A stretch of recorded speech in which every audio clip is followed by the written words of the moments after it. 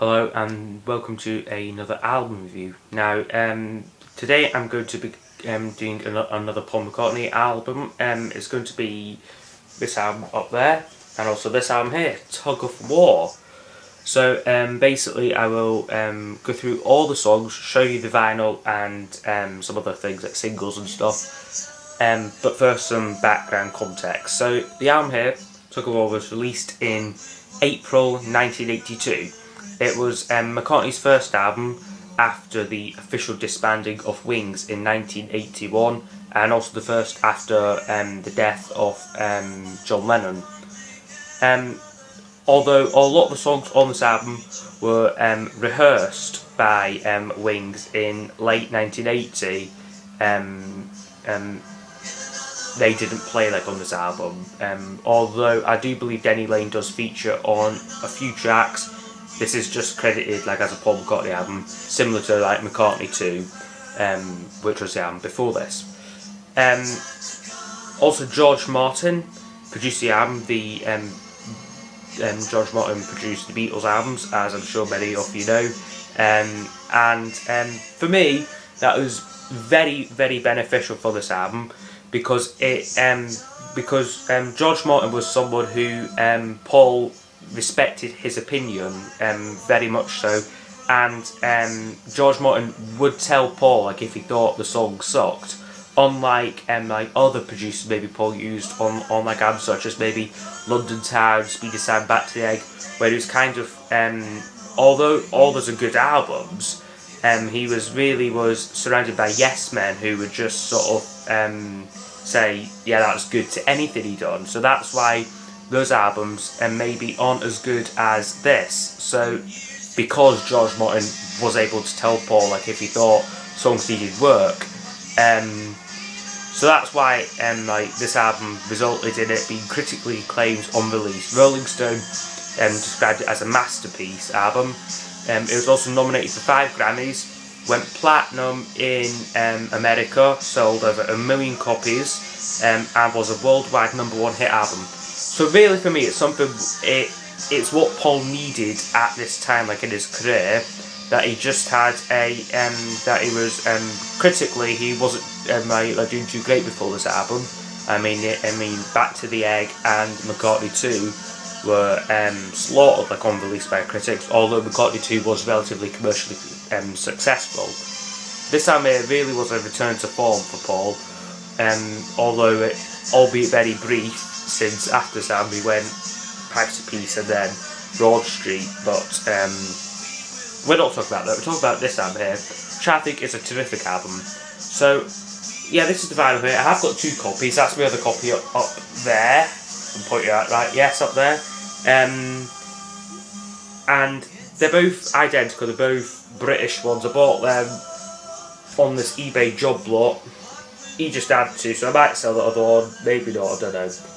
Really love the artwork to this album. It's one of my favourite McCartney album covers. I'm just trying to get the glare of my laptop away from it, but yeah, brilliant cover art.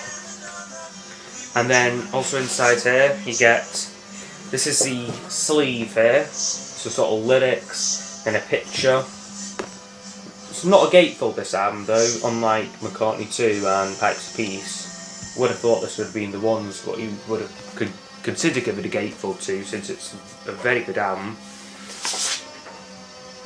Yeah, I don't know how they decide whether to give an album a gatefold or not. I don't really know what the criteria is or why you wouldn't want to put a gatefold on it, but it's a good off topic again. But I do love the label design. This is probably one of my favourite label designs.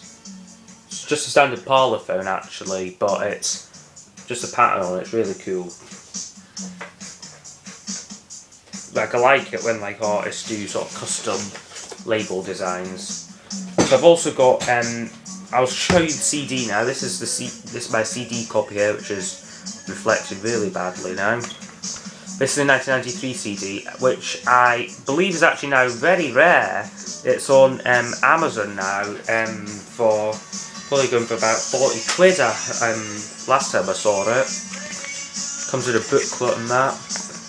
But I did buy this off Amazon actually, probably about 2 years ago, and I definitely didn't pay anywhere near £40 for it, so I don't know why there's been like sort of price hike in these things, but most of these albums here, this is the 1993 remaster, most of these will come with bonus tracks. This one is the rare exception that doesn't have any bonus tracks on it, but hey ho, it is Tug of War, and it was an album what my dad recommended I get, because he used to have it on vinyl, but must have sold it, got rid of it, whatever. And I said, what Paul albums would you recommend to get? And he suggested this one, and no wonder, because it's a brilliant album. I've also got a few singles as well. This is the first single, the lead single, Ebony and Ivory. So I was probably going to show these when I do like the songs, but I'll just show them just now. So there's the lyrics on the back. And so they're Ebony and Ivory, they're just on Parlophone. Back to a song called Rain Clouds, which a lot of fans really like, but me, I'm not too keen on the song. Glad they didn't put it like on the album for me, because I think it would have been a bit of a downer, bit of a weaker one on the album personally. And also have this here as well, which is Take It Away. And there's a back, there's Paul and George Martin there. So, and then also Paul Linder and Eric Stewart as well. But I'll talk about him like a bit more later and his contribution. So let's Take It Away there. Back to the song called I'll Give You a Ring, which I think is really good song actually. If you've not heard it, I'd check it out, because I think that it's a fantastic song. So that's the singles gone over. Now on to each of the tracks. So the opening song is Tug of War, the title cut. This was also a single as well, but I've not got it because it didn't do that well again in the charts, and I think it is actually quite rare. But Tug of War was a single. Brilliant song. Good opener to the album. I think it could have worked equally well like as a closer, but it still works really well like as an opening song. Just starts off nicely with Paul and his acoustic guitar, and then the strings, or like the orchestra bit comes in, and then we get the bridge. Bit goes, in years to come they will discover. That bit, you know what I'm talking about. With the guitar, it's just magical. It's a wonderful piece of music. So Tug of War, probably if I were to do a top 3 on this album, that would definitely be in it. Then we have Take It Away. The song will just ending now. Fantastic music video to this one, featuring Paul, of course, George Martin on piano, and also Eric Stewart as well from 10cc, also Steve Gadd as well, but Eric Stewart from 10cc, who I feel really did like inspire this track, because the vocals, don't know if I can hear them, but like the sort of like the background vocals on like the outro are very similar to those on the 10cc hit I'm Not In Love, just like the texture of them and that. So yeah, so I think that like Paul was definitely getting like inspiration from like Eric Stewart.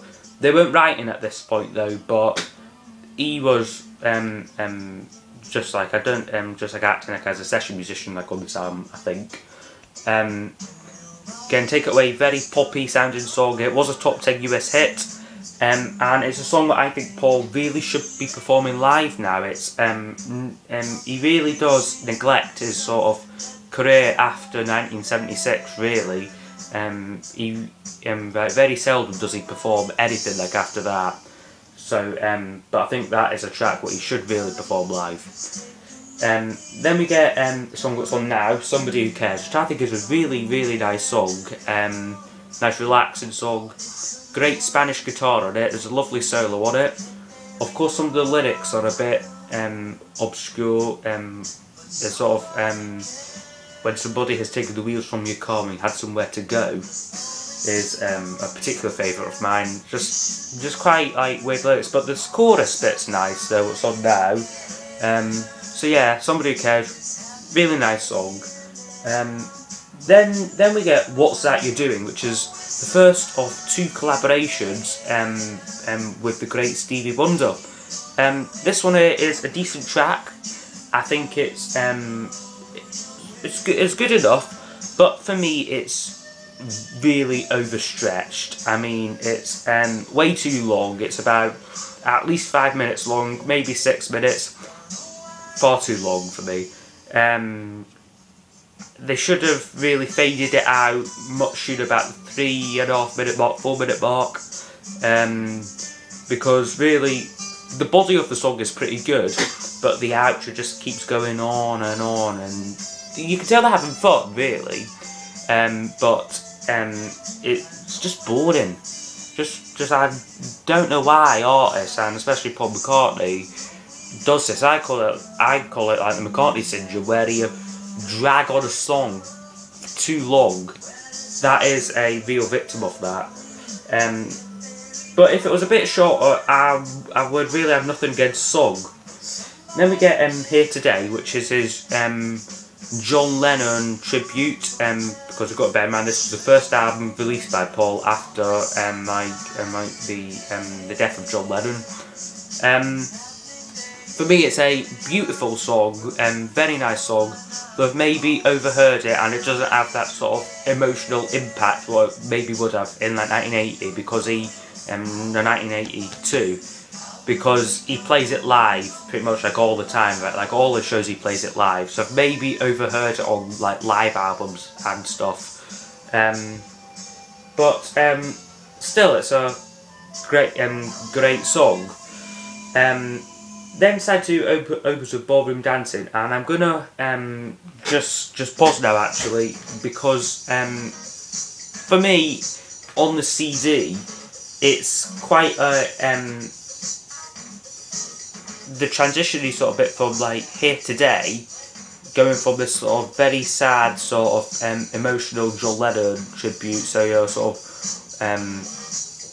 very sad sort of song, into this bouncy piano. It really doesn't fit on the CD, but on the album it works because you have to like switch out the sides of that. But that's just a very small criticism of it, but they weren't really considered the CD because they weren't invented. They might have been, I don't know. What year was CDs invented? Please comment below actually if you know. But yeah, but like, they weren't considering it for CD, so I understand why they closed side one with Here Today, open with Ballroom Dancing.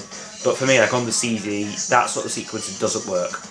But aside from that, Ballroom Dancing is actually a really, really great song. Great vocals on it, especially lovely instrumental bit where sort of you have all like the brass on it, everything great. That's great. And then there's a sort of bit, there's like guitar, and then it's all there's a bit like I think it's a guitar note, so then transitions like into like a flute part. It's just great. Really, really great production on that. Would have been a massive hit had it been released like as a single. I think that we should have released that as a single instead of Tug of War. But I think they probably just released Tug of War like as a single simply because it was a title like off the album they were trying to promote. But Ballroom Dancing really should have been a hit single. Then we get The Pound Is Sinking, which is one of Paul's songs, kind of for me, kind of similar to Uncle Admiral Halsey, Little Loud Dragonfly, where he sort of takes a number of smaller songs he's been working on and puts them together. Same sort of thing as You Never Give Me Your Money off Abbey Road, where he kind of takes little bits of songs he's been working on, put them together. This song is another favourite of mine, would be in my top 3 for this album. Great vocals on it. I mean, it is that sort of middle bit, that Hear Me Love a bit, Can't Be Ever So Now, where he's just so powerful. A lot of people actually do argue that this is McCartney's vocal peak. I personally don't think so. But if you were to play someone not familiar with McCartney that much, that song, they would be blown away with that sort of the power, like off like the vocals, where they've gone like that middle bridge bit. So Pound Is Sinking, overlooked track, but fantastic song really. Then we get Wanderlust, which for me is very reminiscent of Beatles ballads like Let It Be, Long Go Round the Road, sort of piano ballads. the actual song Wanderlust, the Wanderlust was actually a boat. They what was in the Virgin Islands when they were caught in London town. So that was like one of the names they called, like one of the boats. Nice ballad. For me, it once it gets forgotten, like on the album, but it's not a go-to track for me. I'd say something like Somebody Who Cares or The Pad Is Sinking are a bit more sort of go-to tracks. But after Pad Is Sinking, I mean, I wouldn't skip it or anything. And of course, because I still think it's a great song. Then we get It, which is a duet with Carl Perkins. They like Blue Suede Shoes, Matchbox. Wrote all the great rock and roll songs. A real big idol of Paul's, actually. Get It. Really nice song, actually. It is one of my granddad's favourites. When I played him like the CD, the CD like in the car, like he really got into that song. So Get It. A really solid track. Again, nice beat to it. Nice lyrics as well. Once had a little Spanish guitar, I thought could go pretty far. They're nice lyrics, I think. Nice sort of like rhymes and that to it. Then we get the song Be What You See, which a lot of people would say rubbish. This is a horrible song, but for me, I think that it works really well like on the album. It sort of starts with Carl Perkins laughing at like the end of Get It, sort of sieges into this song here. It's only about 30 seconds long. I mean, there's no point in really getting fussed about it. And I really like it. I mean, if it was a bit longer, I mean, I wouldn't have minded. Because, to be honest, there are only 1, 2, 3, 4, 5, 6, 7, 8, 9, 10, 11, 12. There are only 12 tracks on this album, really like 11 tracks. They could have made that one a bit longer, to be honest with you. I mean, but then, I don't know, like, if it was a bit longer, my opinion might change.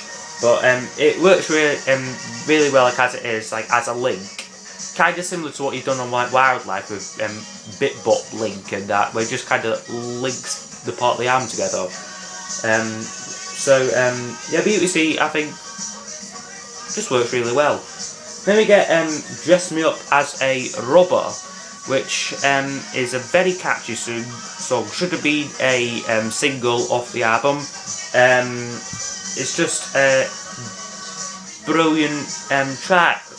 Lyrics are a bit obscure, but I mean, as is like a lot of Paul's lyrics, they're good. I mean, they're on this album, but it's kind of sort of seeing what's going to come on like Pipes a Piece of Press to Play, where his lyrics really went downhill. But it is a good track, I'd say. Then we get Ebony and Ivory, which is a closer. A lot of people say the song is very cheesy, and don't really know like what else. Like yeah, just like quite cheesy, very poppy sounding song. But you can't deny that it was a worldwide #1 and one of McCartney's biggest hits, and actually Stevie Wonder's biggest hit as well. You got to remember. Now I think it works really well, like as a nice closer. I mean, I don't mind the song. I've maybe overheard it, but I've really not got that much against it. So, and that is my review of the album done. So it has been a longer video than I anticipated with all the singles and that, but yeah, so this is my review of Tug of War. I will give this album a 10 out of 10. Actually, yes, I would. The only criticism of it is What's That You're Doing is a bit long, but I mean, I could always just sort of fade it out or do whatever. I'd a 10 out of 10 album this. It is really one of McCartney's best, but for me, I think it will maybe get forgotten over the years, because a lot of people will remember Band on the Run, Ram, McCartney 2 even, but this album here has been one of his best. I'm afraid I think it's not aging very well. It's because a lot of the tracks, especially like Ebony and Ivory, are very kind of 80s. But yes, I'm going on a bit now. Yeah, so that's my review of Tug of War. Please like the video, subscribe to my channel, and comment below on what your favourite song from this album is, and also request for other reviews. So yeah, I'll see you next time. Bye bye.